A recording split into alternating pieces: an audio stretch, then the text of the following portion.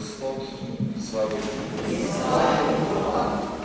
Iz Svetega Evangelija po Luku.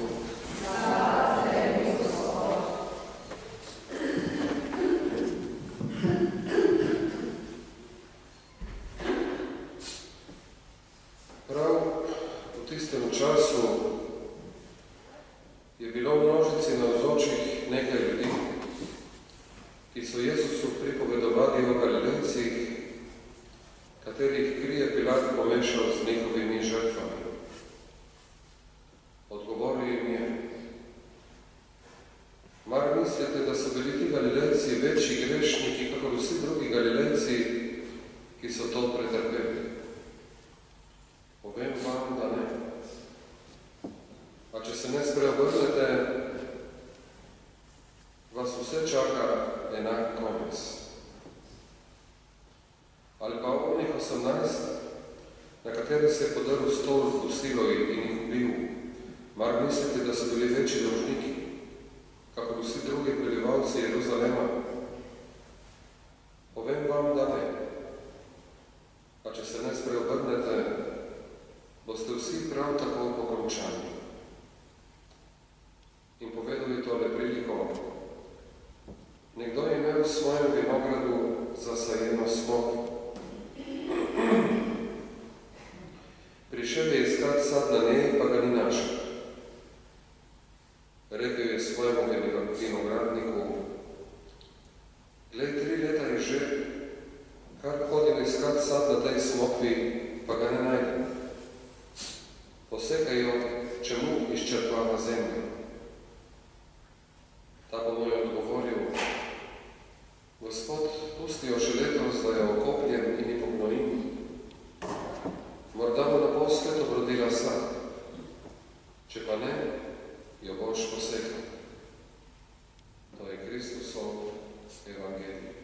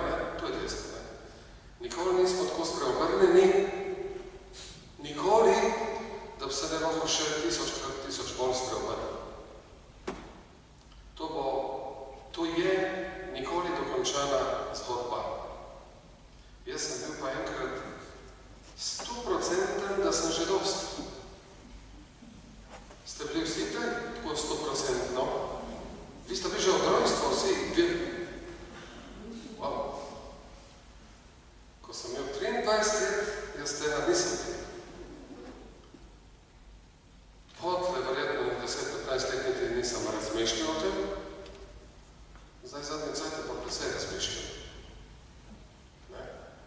Ma, ko sem imel 23 let, sem šel v eno molitveno skupino v Ljubljani. To je bilo prvo moje srečanje s prenovo v duhu. Malo me je frapiralo to ta spontana molitev. Takrat so bili še tudi neki bolj taki časi polni upanja, se mi zdi, ampak sem bil mlad. Tako sem mlad, so i tak časi polni upanja. V glavnem, in vem sem gledal, kako te ljudje morajo. In malo sem bil presenečen. Bil sem pa 100% delažni. Ena žena, vem, hvala ti, Jezus, ka si tako dober. Ma ki mu govori že hvala, sem se vesel, da rekel. Sem si na nesrečen. Sem ste videli. Tako je zgledal, ne? Razen eden je pa zgledal. Sem pa malo dobro gledal, izgledala taka faca. Sem izgledal pa čudno, kaj delata tle. Taka faca, da je tle škoda. To je bil Jošt Snojen. Že takrat je bil tak umetnik. Je bral, recimo, operiral pa psalem, ki je prebral psalem do konca, so začeli peti alelujo, seveda za evangelij. Pa so ponovili, pa ne na vrstico med, pa so ponovili, pa ne 10 minut so peli alelujo. Tukaj so odpeli in je rekel, čakaj, sem pozabil še zadnjo kitico prebrati. In je prebral še zadnjo, ne. Tako je ena tak spominček. Ampak ena druga stvar, govorim zaradi ene druge stvari, ki se je na tem srečanju zgodila. Ena ženička, bolje tudi moje mame, nekako bi rekel, spravi naslednji rod, je bila tam, ki je bila, ki se mi zdela malo znana, in se spomnim z mojih muzikantskih časov, spomnim se ne, pa se mi zdela, da so jo tam videl, ki se mi zdela znana, je delala v operi v Ljubljani. Ne, da sem jaz kaj operi bil, pa to smo bili tam, smo mogli biti kot študenti ali pa kot srednje šolce. In z njo sem se spustil v debato s tem, z drugimi pisanjem. Sem bil preveč ponosen na mojo rečnost, rečemo temu praznino. Ne? Na praznino človek ponosen, veste. Ne? Je tako ponosen, da ne verjam, kako je ponosen. Ne? In vedno sem, ta žena mi je rekla, bomo molili za tebe. Kak je bil moj odgovor? Jaz sem preveč nakazal žene. Kako? Ni treba. Ma sem dodal tole, sem še podkrepil moje mišljenje. Tako kot Jezus, ki je govoril v več stopnjih, ne? Je rekel, oče, odpustim in potem še podkrepil, ker ne vedo, kaj delajo, ne? Smo to je bilo pozitivno, dobro, ne? Jaz sem pa v nulu, ne? Tako da zdaj leto tle govorim kot anekdote, recimo, ne kot resnice, ne? Ni treba, molite rač za tiste, ki rabajo. Ker jaz, to nisem rekel, v mislih je bilo tako, ker sem že itak v taki prednosti pred večino, da res tega ne rabim. In sem bil v to 100%. In sem bil vsako nedeljo pa naš. Dosti krat sem se zuletel direktno skot na mašo. Takrat, ne dosti krat skot vsako nedeljo. Tu pa tam se nisem dosti direktno počel spustiti. Ampak sem bil prepričan, da ne rabim spremenjenja. Da sem že preveč dober. Zmolim zvečer sveti angel, ker je večina ne. Veste, kakva prednost je to? V bistvu da pa vera na ravni otroka. Še Marija ima zdaj večjo vero, verjetno Marija Tamička. Ima verjetno večjo vero, kot jaz, ko sem imel takrat. In močnejše molitveno življenje. Kako napačno je to gledano, ne? Ne rabim spreobrnjenja. Zdaj mi v teoriji tu vemo. Tu bomo zagovarjali, se bo lahko slišalo, da smo pobožnikom govorili, ne, mi rabimo, samo se prikrade po naše življenje, veste, da želimo pa vse podobno po tisti seštevko, kot sem jaz prej živel. Tudi pri meni se to rado prikaže.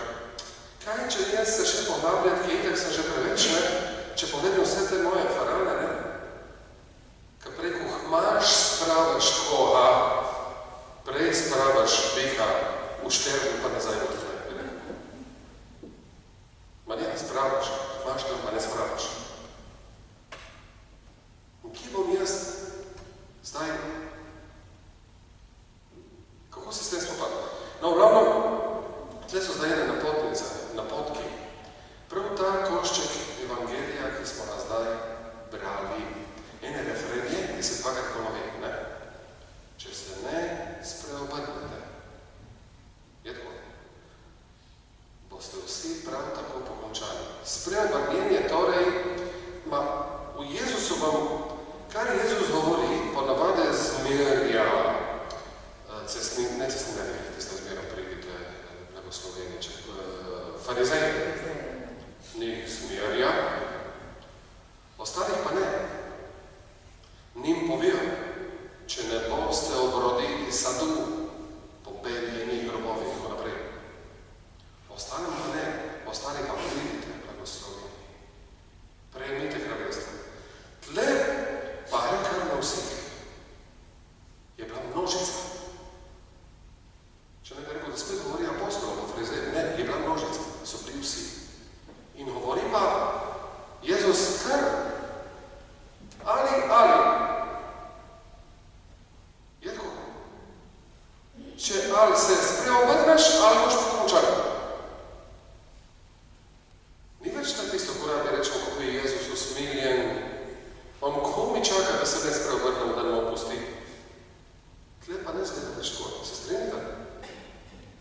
Se ne zmišljujete reči, če se ne spreobrnete, boste vsi, ne par od vas, par od vas in ste radi, vsi tako pokončani. Močne besede, ki jih treba pa zelo resno vzeti. V čem je zdaj to spreobrnjenje, da se moramo kar naprej spreobračati? Ne? Tle sta zdaj dva primera, ki jih da Jezus. Piše, Jezus je bil tam nekje v Jeruzalemu in zgleda, da malo pred tem se je nekaj zgodilo. Tako danes poročila, takrat so šla od ust do ust, danes ne gledaš po dnevniku, ne? In litko so Jezusu pripovedovali bolj o slabih rečeh, če se je kaj zgodilo, se je hitro razvetlo, ne? Tam so jih ubili, tam je bila vojna, tam je spet vojna, tako naprej. In tle se je nekaj zgodilo in piše, da so Jezusu povedali o Galilejcih, katerih kri je Pilat pomešal z njihovimi žrtvami. Ne? To je bil poseben dogodek. Malo sem je mešal vse skrb, že ga tudi duho nazaj, kar sem jaz to prav študiral, kaj je to bilo. Če ste moten, ni deleč od tega, kar bo zdaj povedal. Takrat so Jeruzalemčani in še drugi zahtevali od upravitelja, to je bil Pilat, hoteli zahtevali, da bi naredil vodovod. Tak vodovod, kot je pač takrat bil. In Pilat je naredil eno potezo. In je naredil vodovod. Ampak veste, skot je vzel denar? Iz tempelske zakladnice. Vzel je tisti denar, ki je bil namenjen za tempel. Zdaj, da bi vladali danes tako naredili, da bi cerkvi pobrali vas denar, jo prodali vse, kar ima, da bi nekaj naredili, to bi bilo pozitivno, ne? Na naslednjih volitvah višno zmajajo ta oblast, to naredi, ne? Judje pa ne, kar pripada. Kar je dano za tempel, je za tempel. Ker Pilat bi imel drugega denarja prav zadosti. Samo zaradi tega, ker je rad izzivu. On je rad izzivu. In zaradi tega, veste, je bil dostikrat tožen cesarju. Zaradi tega mu je dal cesar tudi šursko berekli ukor pred izključitvijo. Rad se postavil nasproti celotni množici. In zaradi tega mogo jeti dostikrat pred cesarja, dostikrat enkrat, da vem, mogo je jeti, se je zagovarjati. Zaradi tega pa potem, ne dosti potem, so pa ljudje opadli. Na eno besedo bi mokero, če te ne daš usmrtiti, te bomo zatožili cesarja. Takrat je popustil. Ne? Takrat je popustil. So kadilo že prej neumnosti. In kad je to naredil, je rado upor, samo Pilat pa Rimljani pa ne bi bili Pilat pa Rimljani, če ne bi bili iznajdljivi v boju. Ne? Oni so osvojili samo to sredozemlje, ko več se ni dalo, če bila takrat že letala z njihovo strategijo, tudi cel svet bil njihov. Ne? Strategija je bila pa ta. Svoje ljudi, zdaj arimske ali judovske, plačam se za denar, se je tak dobil vse, je infiltriral med upornike. Se predstavljamo? Ki so bili med uporniki in so se delali uporniki. Poleg pa rimska vojska napadla, takrat so pa naenkrat pokazali svoj obraz. Se predstavljate, kako masakar je to bilo? To so bile tej Galilejci, katerih kri je Pilat pomešal z njihovimi žrtvami, daritvami, to ne. In Jezus mi to reče, a mislite, da so bili večji grešniki? Ker rejte, prvič so se uprli, na drugič jih je Pilat premagal, tretjič še zvijačnik je premagal, četrtič jih je v kup prinesel majhne in še pobil. 18, če ste motem, ne? 18, ja, jih je pa vteklo v stol pred tem pokolom. To je bilo verjetno zadnjih 18. So vtekli v stol in se zaprli. Rimljani spodaj so se postavili, zdaj se šlo na tisto. Kdo bo prej nehal? Tako se je pač še enkrat bojevalo, tako se tudi danes žal, še zmeraj se reči, ne? Rimljani so bili spodaj, predajte se, ne se ne predamo nikoli, ker če bi se predali, bi jih itak kruto pobili, verjetno križali. Ne? In ker se niso predali, so začeli temelje počas spodkopavati. Se predstavljali, Jude na vrhu. Kako to gledajo? In se predaste, ne, pa naprej. In na koncu se je zrušilo. Zdaj, te stolpi, to je bilo zideno z tistih kamnov, to ne bo šans, da preživiš te zrušenosti. To se ni zrušilo, tako da je bilo proti potresu, takrat niso vedeli, kaj je to. Se je enostavno zrušilo vse skupno. In spet tudi za njih reče Jezus, a mislite, da so bili večji grešniki, kakor drugi prebivalci v Jeruzalemu? Ne, ste dodali. Vsi boste tako pokončani, če se ne spreobrnete, a to je kar močna Jezusova. Močno opozorilo, naj se spreobračamo. Kako sem ti ožarič to?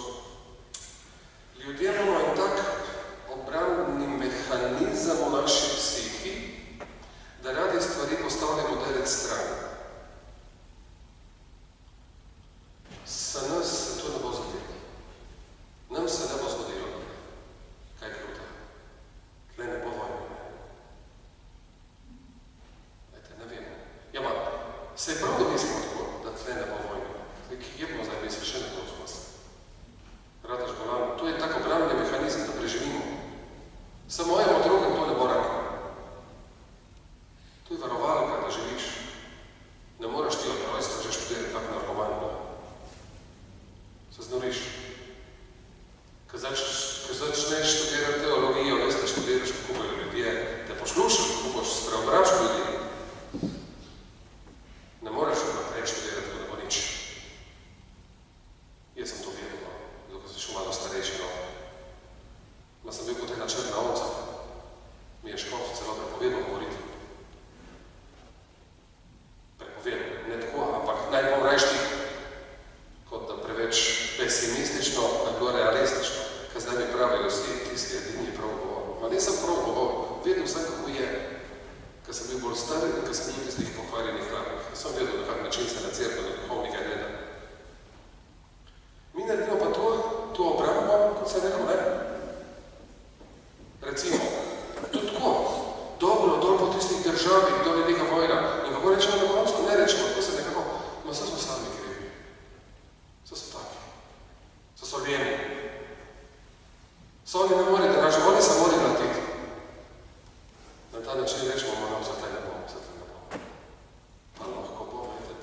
najhujši vojni so se tle odvili. Nekje druge, 2 svetovne vojne. Lahko nas zadeve karkoli. Nikoli nismo varni pred nobeno stvarjo. Nikoli nismo varni pred samo, da ne poživimo. Nikoli. Vsi bomo tako pokončani, če se ne spreobrnemo. Ko sem bil na Sveti Gori, videc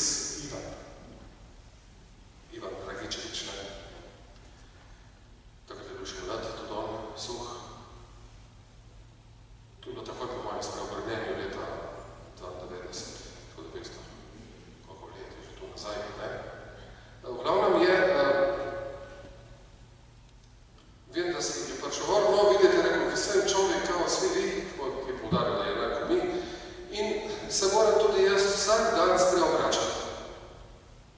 Jaz sem takrat bil lih toliko spreobrnjen, da sem vedel, da to je treba. Ma če bi pa tu šli še par mesecev prej, bi verjetno pa ne razumel, kaj se more pa on spreobračati. Ja, če se more on, kaj pa še ne bi, on gleda Marijo vsak dan. In tudi on se more vsak dan spreobračati. Potem prije tle naprej, Jezus, kako Jezus to lahko govori, kako poudarja. Tle je poudarjal se zelo kruto, bi rekel, ne? Skoraj kruto. Tudi za nas kruto, ker predvsem našem spreobračanju, a imamo občutek, da smo uspešni. Eni pravi, kakvi so sklepi za Silvestrom. Vodala, tisti so sklepi bolj tako, ne? Da bomo, ne vem, kaj nisem dal nobena, no. V glavnem, jaz delam pa sklepe za pepelnico. Veste, kaj sklepe ste naredili? Skoraj vsi verjetno, da boste manj jedli, ne? Skoraj vsi. Še ti Martin verjetno zadnje leto dve, ne? Kaj malo bolj, da? Da samo rečeš bolj romantično, bolj po Božji se bom postil. No, za vsako čas se vseeno poletiš v ogledalo, da vidim Bogu pot. Za veliko noč, kak suha, ne? Ma ne, se bom postil. Ne hoč. Ne za lepoto, za naturalno lepoto, ne? In ponavadi rada tako se župniki malo pokličemo. A veste, tista prošnja, ki je pri maši, prva prošnja, ko prije molimo, ne? Tista prošnja je ista kot v breverju, ko se konča hvalnice, dnevna, vse te reči, ne? In tista prošnja na petek, 2 dni po popolnici je čudovito. Samo zmeraj narediš, ki jo prebereš. Gospod, opravili smo prva spokojna dela. Kdaj je že šlo prvi vse skrb? Včeraj. Nekako. Me telefonirajo župnik, je rekel, tako sem se postil. Tako sem se postil. Pa kaj pomaga, ko sem imel napolitanko v Faružu?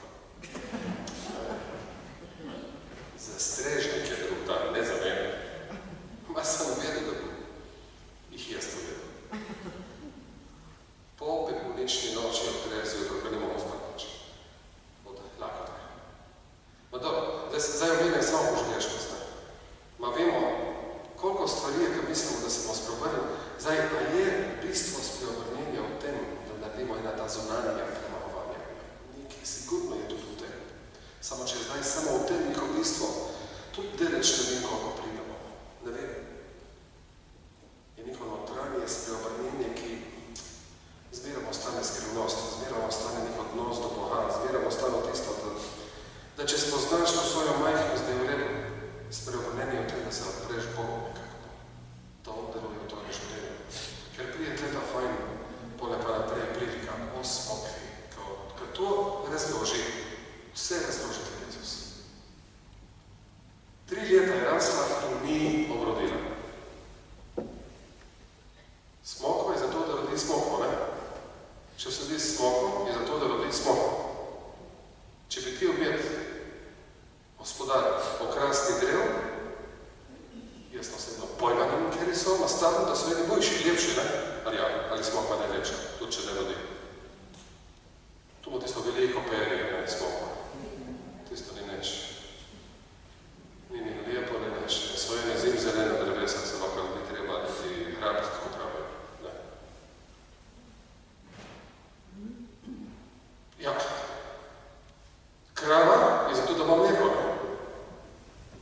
Kako bilo, da bi vsi ohljel krav, ki ne bi mleka?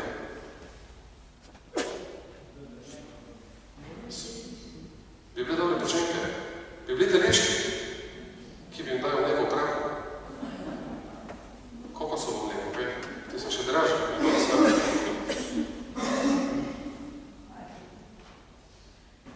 Ma ne, pečenke ne bile dobre. Za pečenke, ko piješ junca, je dvakrat več. Je dvakrat več? Ma ne, junc naredi več mleka. Vem, že pri pasu vidiš, ne? Samica je taka, samca rata tak, če bi jedli vsego, samo jih ne jemo, ne. Verjetno Kitajci ravnajo vsego, ne psičke. Ne? Oni jejo vse. Zato. Če reči, da ljudje smo ustvarjeni zato, da delamo, zakaj? Ustvarjeni smo, da delamo dobra dela. In če ne delamo dobra dela, nimamo kaj delati, nekaj samo skoriščimo zemljo. Ker nismo za to postavljeni. Razumemo? Nismo za to postavljeni, da delamo slabo. Če bi nas Bog ustvaril za to, da bi se botlil, pa bi ustvaril bikera, se boš botlil po mi. Če bi ustvaril za to, da bi samo pojem to naprej, bi naredil toliko več kakoši, ker bi dosti več govoril. Zato se reče človeku kakoša govori preveč, ne? Ampak kvantam preveč. A za ženske? Ja, pa se zda, da si tako se isto ratilo to neko gensko spremenilo, ne? Tako da, tudi po karakterju se to vidi.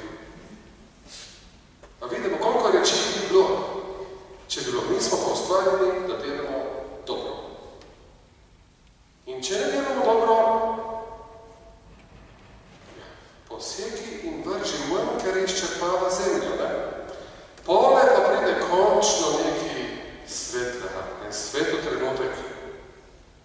In upamo, da smo v tistem trenutku zdaj, upamo. Veste, kaj je ta trenutek? Polhan upanje, kaj? Tako, ko reče ne, dovoli, da jo okopam in pognojim. Dovoli, to je Jezus. Ne pusti nobenškemu očetu, nekako bi rekel. So sveto trojico, da moramo prodirati. Ma tako se lahko plaviti na stvari.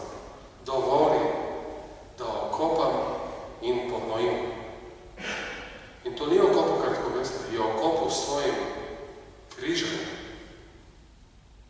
Ni nas kopal. On je pustil, da so okopali ta križ. Pognojil je svojo krvjo in svojim telesom, ki je bil dan v zemlji.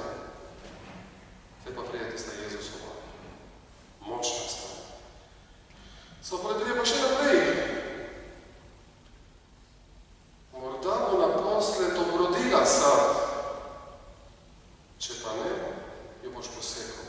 Tle se lahko, prav po teh besedah se lahko navežemo malo drugam. Naposled bo obrodila sad, ma če je Jezus na ta način okopal.